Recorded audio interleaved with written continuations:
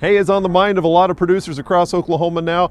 And Dave, there's some things that producers need to be thinking about if they're wanting to use their hay more efficiently. Right. We've discovered there are big differences in hay feeders. So it's an experiment we did several years ago, and we've covered it before on Sunup. We used what I'd call an ag shop feeder, just plain Jane, light, inexpensive feeder that actually wound up wasting about 21% of the original bale weight.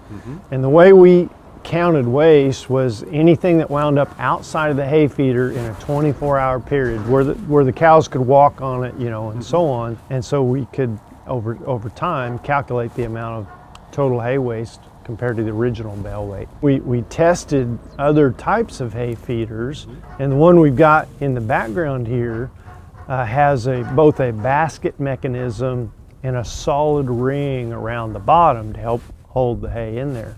But this feeder actually wasted about 5% of the original bale weight, so dramatic difference.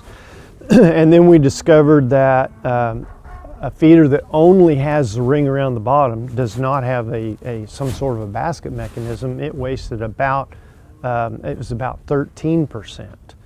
And so, yeah, dramatic differences. So we have the ring feeders, this one with the basket on top. What are some other ways of efficiently feeding hay to cattle? A lot of people when we're talking about round bales would roll hay out and then just let them clean it up.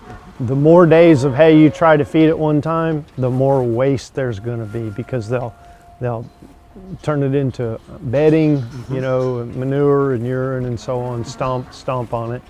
So that waste can be pretty significant if you're rolling it out, unless you control the amount they get and minimize it and make sure they clean it up. Say a producer takes a round bale, doesn't roll it out in the middle of a pasture, doesn't put a ring around it or whatever.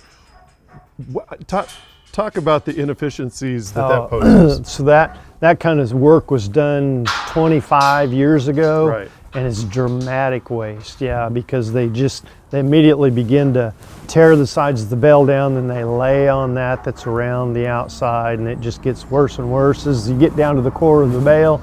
Turns out some of those studies, that waste was around 50%. Wow. So the cattle didn't consume but half the bale.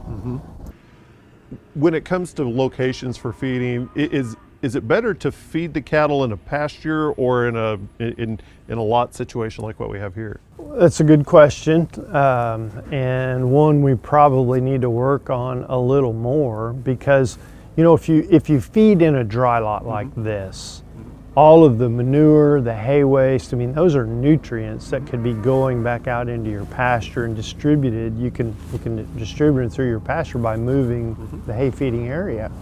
If you're feeding in a dry lot, those nutrients are all piling up in the dry lot. On the other hand, if you set a hay feeder out in the middle of a native pasture like the one behind us, and just leave it there for a month and keep feeding hay, you're going to destroy a lot of the plants in that big circle, and so doing some damage there. So if you're going to feed out there, they need to be either rolling it out or frequently moving the bale feeder. Okay, thank you much, Dave Lallman. And for more information on feeding hay or hay feeders, go to our website, sunup.okstate.edu.